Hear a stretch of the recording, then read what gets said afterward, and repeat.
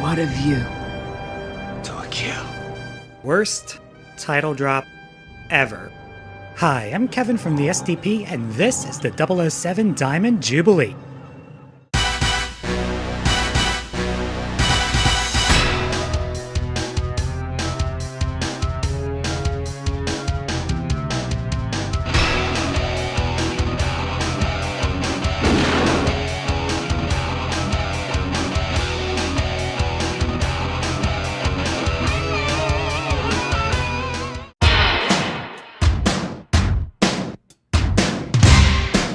Our story starts in Siberia, where 007 retrieves a microchip from the body of Agent 003.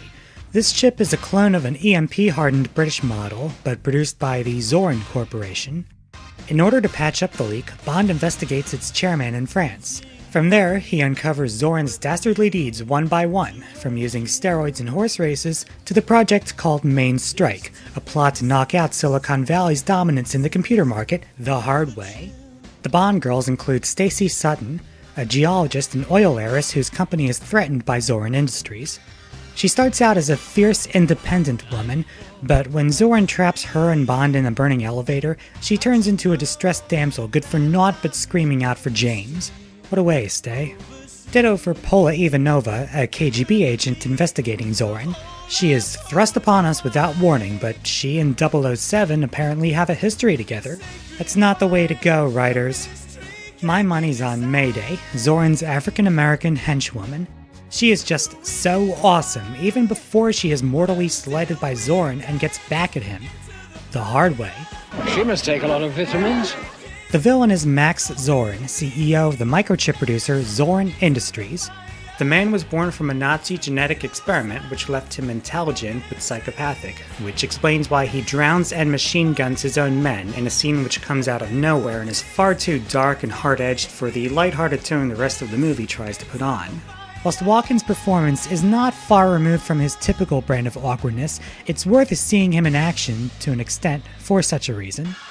Apart from Mayday, Zorin employs the company of Dr. Karl Mortner, a former Nazi scientist who ran a genetic experiment that gave birth to Zorin.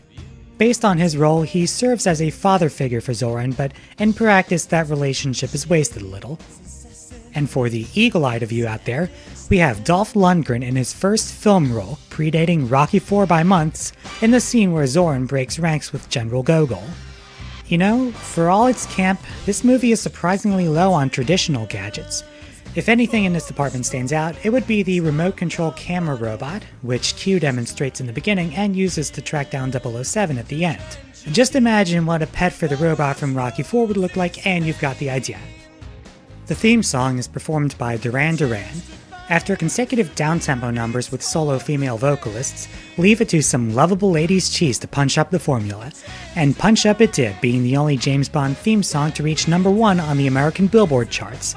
And on an embarrassing note, the pre-credits scene plays a cover of the Beach Boys' California Girls when 007 rides on a makeshift snowboard. Because surfing. Motifs in the opening credits include fire, ice, and lots of glow-in-the-dark colors. I don't get what the fire and ice things have to do with the movie's plot, but like what the theme song did to my ears, it's visually striking compared to what came before it. This movie shares part of its title with From a View to a Kill, a short story from the For Your Eyes Only collection. However, the movie's plot is completely different and original. And by original, I mean lifted from Goldfinger. Think about it. The villain's evil plan involves a bomb and monopoly over a market. He also deals in horse racing, and in both films, there's even a guy who chickens out of the plot and gets killed for it. But that's far from the only problem to be found. The first half of this movie has little to no bearing on the second. The Bond girl becomes a whiny deadweight, and Bond himself, being at the most 57 years old during production, curtails the energy of his performance. If you're going to watch A View to a Kill, do it either for a completion or for the combined force of Christopher Walken and Grace Jones. Still, they can't fix everything. I say it's time to switch out Roger Moore for a new lead. Who's with me? A View to a Kill scores 40%, an F. You amuse me, Mr. Bond. Well, it's not mutual.